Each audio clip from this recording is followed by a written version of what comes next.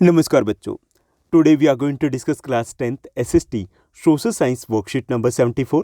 ये आपकी 27th of Jain 2022 की वर्कशीट रहेगी। In today's worksheet we are going to continue a third chapter of history that is nationalism in India. ये इस chapter का 5th part रहेगा। अब तक हम 4 पार्ट में क्या कुछ डिस्कस कर चुके हैं, थोड़ा सा रिकैप्चुलेट करेंगे। फर्स्ट जो वर्कशीट थी इस चैप्टर की, उसमें हमने समझा था कि नेशनलिज्म क्या होता है। नेशनलिज्म मतलब कि जो देश के प्रति अपना प्यार होता है, लगाव होता है, जो एक होने का भाव होता है, जो एक फीलिंग आती है अलग सी, जो पॉजिटिव वाइब्स आती है जब हम नेशनल फ्लैग को देखते हैं, ट्राई कलर को देखते हैं, वही नेशनलिज्म होता है।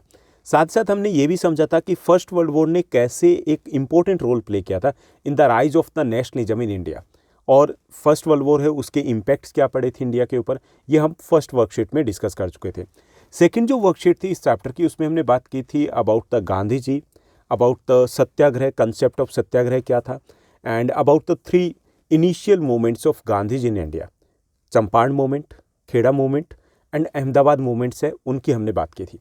उसके बाद जो थर्ड पार्ट था इस चैप्टर का, उसमें हमने डिस्कस किया कि गवर्नमेंट का, गांधी जी के एक्शन के बाद गवर्नमेंट का क्या रिएक्शन था, और गवर्नमेंट के रिएक्शन के बाद लोगों का क्या रिएक्शन था। तो वो सब कुछ हमने डिस्कस किया था। अबाउट द रोलेट एक्ट क्या था, रोलेट सत्याग्रह क्या था, जलियांवाला बाग इंसिडेंट क्यों होता है, कब होता है, कहाँ होता है, वो हमने थर्ड वर्कशीट में किया था। जो हमारी प्रीवियस वर्कशीट थी उसमें हमने बात की थी खिलाफत मूवमेंट की, और बात की थी नॉन कॉपरेशन मूवमेंट यानी कि एनसीएम की। खिलाफत मूवमेंट था that was launched by the Indian Muslim जो कम्युनिटी है उनकी तरफ से लॉन्च किया गया था, specially in the support of the खलीफा।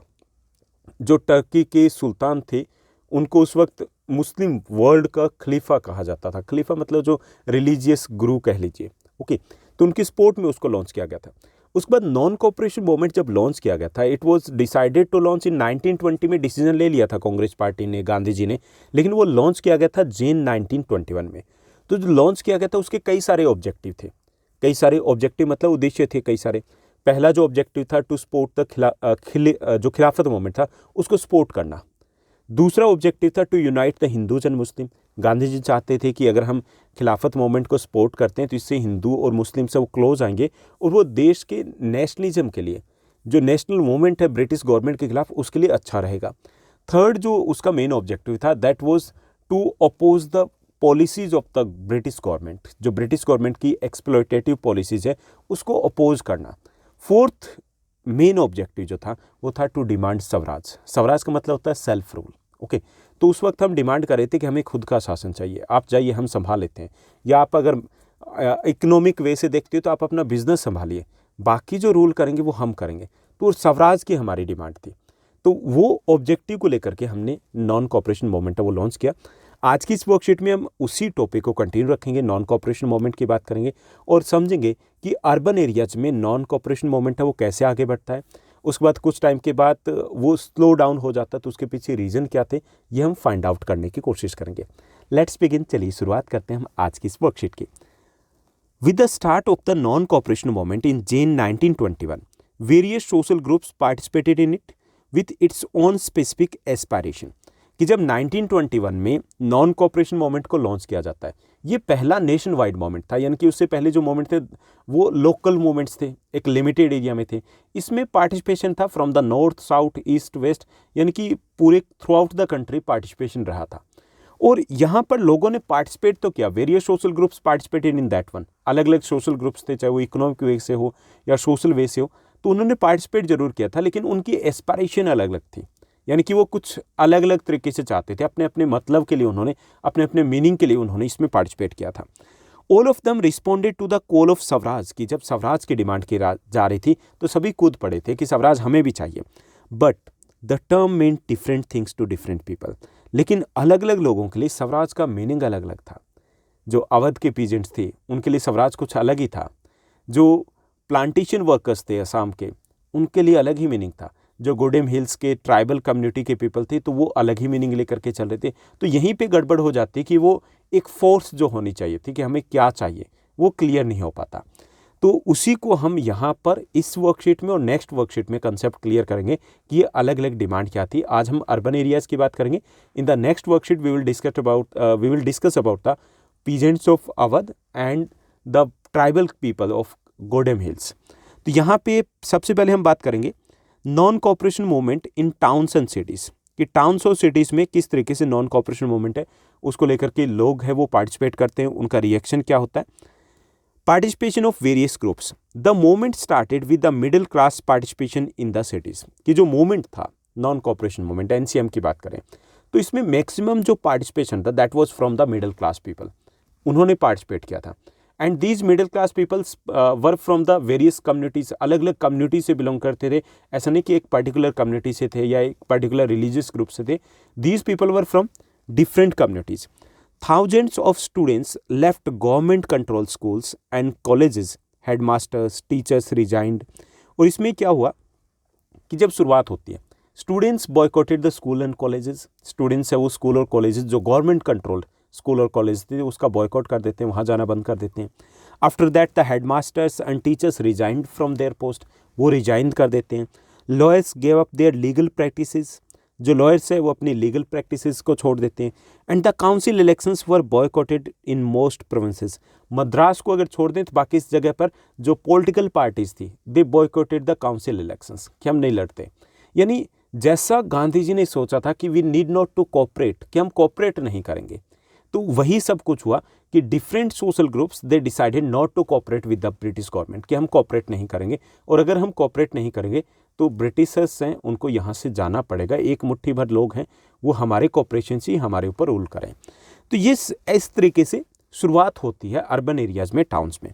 उसके बाद कुछ और चीज़ें भी होती हैं, काफ़ी सारे और ग्रुप्स हैं वो भी इन्वॉल्व हो जाते हैं। Impact on the foreign goods, जो मेन क्या था, ब्रिटिश गवर्नमेंट का मेन पर्पज़ क्या था, इकोनॉमिक गेन, प्रॉफिट कमाना था, उसीलिए तो वो यहाँ पर थे। उसके ऊपर भी क्या है इसका इम्पैक्ट पड़ा वो भी हम देखते हैं। फ़ोन गुड्स वर बॉयकॉटेड, जो फ़ोन गुड्स थे उनका बॉयकॉट किया गया कि हम फ़ोन गुड्स जो विदेशी सामान है उसको हम नहीं खरीदेंगे, उसको हम यूज़ नहीं करेंगे। लीकर शॉप्स पिकेटेड, पिकेटेड का मतलब होता है कि जैसे लीकर शॉप है उनको धरना प्रदर्शन करके रास्ता रोक लेना, उसको हम पिकेटेड बोलते हैं। तो उनकी तरफ भी रास्ता रोक लिया गया जो कि उनके इनकम का एक मेन सोर्स था उस वक्त। And foreign clothes were burnt in huge bonfires, और जो फ़ोन क्लोथ्स है उसको बड़े लेवल के ऊपर उनकी होली जलाई गई थी। The import of foreign clothes halved between 1921 and 1922, और जो इम्पोर्ट था फ़ोन क्लोथ्स का, विदेशी कपड़ों का, वो हाल्व्ड मतलब आधा रह जाता है घट करके 1921 से 1922 के बीच में। It's value dropping from 102 crore to 57 crore, near about 45 crore. 45 crore मतलब आज के टाइम की बात करें तो 4500 करोड़ के आसपास हो जाते हैं। यानी इतना बड़ा लॉस हुआ था ब्रिटिश गवर्नमेंट को। In many places merchants and traders refuse to do trade in foreign goods and people began discarding the important clothes and wearing only Indian clothes. और काफ़ी जगह पे ऐसा भी हुआ था कि the merchants, the local traders, they refuse to do the trade in the foreign goods. उन्होंने मना कर दिया कि हम इन सामानों को नहीं बेचेंगे, ना खरीदेंगे ना बेचेंगे। And people also boycotted these goods and they started wearing khadi, they started using the स्वदेशी प्रोडक्ट, इंडियन प्रोडक्ट को यूज़ करना शुरू कर दिया, खादी पहनना शुरू कर दिया।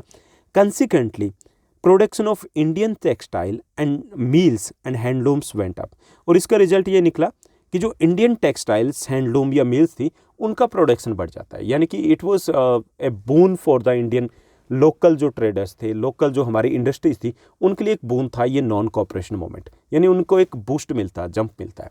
तो ये सब कुछ होता है जब नॉन कॉपरेशन मूवमेंट लॉन्च किया जाता है। अभी हालांकि इस सिचुएशन में इमेजिन करना मुश्किल है, लेकिन सोचिए जब लोगों ने खादी पहनना शुरू कर दिया था तो यहाँ पर लोगों ने चरखे से कपड़े बनाने शुरू कर दिए थे, वो खादी बनाना शुरू कर दिया था। तो जो हैंडलूम था उससे इंग्लैंड की मिलें बंद हो गई थी। सोच भी सकते हैं इंग्लैंड की मिलें भारत में बैठ करके कैसे बंद करवाई जा सकती है। वो गांधी जी ने हमें बताया था कि हम किस तरीके से अगर इंडियन प्रोडक्ट को यूज़ करते हैं तो वहाँ के प्रोडक्ट है वो बिकेंगे नहीं, वो मिलें ठप हो जाएगी। उसके बाद ये जो मोमेंट था, जिस जोश के साथ शुरुआत हुई थी उतना जोश लंबे टाइम तक रह नहीं पाता। Gradually that moment slower down in the urban areas, specially urban areas की बात करें तो यहाँ पे धीमा पड़ जाता है। उसके कई सारे रीज़न थे। ओके, ये एक इंपॉर्टेंट आपका क्वेश्चन बनेगा कि why did the non cooperation movement gradually slower down in urban areas after some time, वो धीमा क्यों पड़ गया था। तो इसके कई सारे रीज़न थे। First, the khadi cloth was often more expensive than the mass produced meal cloth and poor people couldn't afford to buy it। जो खादी क्लॉथ था जिसको पहनना शुरू किया था वो ज़्यादा महंगा था and the poor people couldn't afford it for a long time. लंबे टाइम तक वो इसको अफोर्ड नहीं कर सकते थे। कुछ टाइम तक तो उन्होंने खादी पहना जोश जोश में, उसके बाद जो सस्ता कपड़ा था मिलों का वही पहनना शुरू कर दिया, तो धीरे धीरे वही तो मेन पार्ट था उसका ख़त्म हो गया। दूसरा था the boycott of the British institutions posed a problem as well. Alternative Indian institution couldn't be set up rapidly. दूसरा ये था कि हमने जोश जोश में स्कूल कॉलेज को बॉयकॉट कर दिया, लेकिन अल्टरनेट इंडियन ऑप्शंस अवेलेबल नहीं थे। बच्चे स्कूल में कहाँ जाएंगे? 6 मंथ्स के लिए घर बैठ गए, 1 ईयर के लिए बैठ गए, उसके बाद तो वहीं जाना पड़ा ना, क्योंकि अल्टरनेट ऑप्शंस भी हम अरेंज नहीं कर पाए थे। So students and teachers started going back to the government schools and lawyers joined back in the government courts. और ऐसे ही लॉयर्स हैं, उन्होंने वापस ज्वाइन कर लिया, तो इसीलिए ये धीरे धीरे कमज़ोर पड़ गया, वापस लोग काम पर जाने लगे। एक और रीज़न भी था कि in the beginning it was mainly in the urban areas, after that after some time it shifts towards the rural areas, यानी कि रूरल एरियाज उसकी तरफ ये शिफ्ट कर जाता है, इससे भी अर्बन एरियाज में वो थोड़ा सा कमज़ोर पड़ जाता है। तो ये थी हमारी आज की वर्कशीट, उसका कंटेंट। अब इसी पर बेस्ड रहेंगे। 2 आसान से हमारे क्वेश्चन है, चलिए देखते हैं, उनको सॉल्व करते हैं। फर्स्ट हमें क्वेश्चन दिया गया, how did various groups participate in the non cooperation movement in the town and cities, why did the movement gradually slow down. यानी कि इसमें 2 क्वेश्चन दिए गए। पहला तो हमें बताना कि अलग अलग वेरियस सोशल ग्रुप्स हैं, उन्होंने कैसे पार्टिसिपेट किया था अर्बन एरियाज़ में। सेकंड हमें बताना कि why did the movement gradually slow down, और ये जो मूवमेंट था बाद में स्लो डाउन हो जाता है, धीमा पड़ जाता है, क्यों। The main participation in the non cooperation movement in the towns and cities was of the middle class, कि मेनली जो पार्टिसिपेट कर रहे थे वो मिडिल क्लास के लोग थे। Students, teachers and lawyers also participated enthusiastically, यानी कि उन्होंने भी जोश के साथ पार्टिसिपेट किया इन the urban areas and boycotted foreign services, जो विदेशी सर्विसेज थे, गुड्स थे, उनको बॉयकॉट किया गया था। तो इस तरीके से शहर में होता है।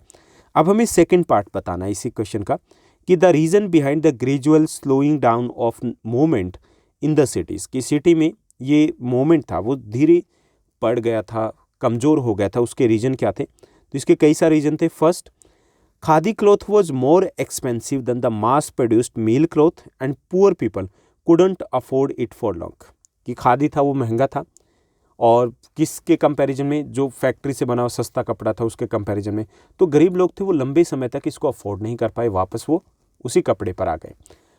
Second, similarly the boycott of the British educational institution created a problem as there were no alternative Indian institution।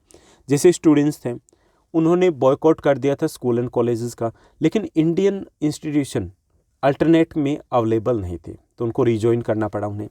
Third reason था, lawyer and officials couldn't live without income, so they joined work in government courts and offices after some time। जो चाहे वो lawyers की बात करें, officials की, other officers की बात करें, तो वो भी बिना इनकम के सर्वाइव नहीं कर सकते, रह नहीं सकते थे, तो कुछ टाइम के बाद उन्होंने भी वापस रीजॉइन कर लिया उसे। तो ये भी एक रीज़न था। फोर्थ रीज़न भी आप मेंशन कर सकते हो कि after some time the movement shift from urban area towards the rural area, urban area to rural area की तरफ शिफ्ट कर जाता है, इसलिए भी अर्बन एरिया में ही स्लो हो जाता है। ओके, तो ये हमारा फर्स्ट क्वेश्चन रहेगा। Now let's move to the second question. Second हमें क्वेश्चन दिया गया, if you were a student during the non cooperation movement, how would you have participated in it, कि अगर आप नॉन कॉपरेशन मूवमेंट के time में student होते तो आप कैसे पार्टिसिपेट करते। If I were a student during the non cooperation movement, मैं 2 तरीके से पार्टिसिपेट करता। First, would have boycotted the government control schools, जो गवर्नमेंट कंट्रोल स्कूल है उसका मैं बॉयकॉट करता। Second, would have inspired the people around me to join this movement as well, और आसपास के लोगों को इंस्पायर या मोटिवेट या इंक्रेज करता कि वो भी इस मूवमेंट में पार्टिसिपेट करें। तो ये थी हमारी आज की वर्कशीट। उम्मीद करता हूँ सब कुछ आपको अच्छे से समझ में आया होगा। अगर आपको ये वीडियो, ये वर्कशीट अच्छी लगे तो इस वर्कशीट को लाइक और शेयर जरूर कीजिएगा। आज के लिए बस इतना ही। Thank you, bye bye, have a nice day.